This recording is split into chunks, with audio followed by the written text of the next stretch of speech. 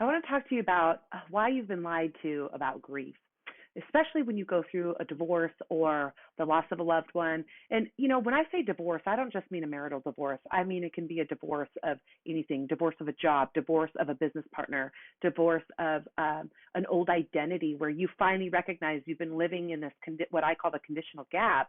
And now you're trying to discover your authentic self. When you get rocked back on your heels, there's a part of you that grieves.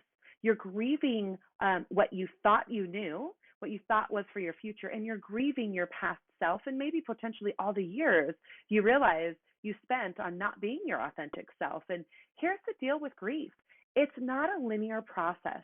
So many people think you just walk through these steps, and once you get through the steps, you're over it. And that is simply not the case. It is a cycle, and it's a cycle that you can bounce back and forth to every different area of that cycle on any given day. One day you might be in denial, the next day you might be angry, the next day you're bargaining and you're trying to figure out your way to work it back, and then you bounce back to denial again, and the next day you bounce back to anger. And that is okay. I want to give you permission to feel, to heal. Feel those emotions as you go through that process. That way you can heal them. The more you stuff, the more you ignore and pretend it's not there, the more that monster is going to rear its ugly head at the time you least expect it, and most importantly, the time you very much don't want it to. Okay, so give yourself permission. If you're going through some kind of a grieving process right now, no, it's normal to bounce back and forth between that.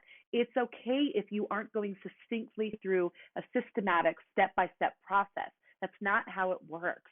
And give yourself permission to feel those emotions, heal those emotions, let them go once you've healed them, and now you're in a space to carry forward in an emotionally healthy way that's not carrying that heavy weight of that grief.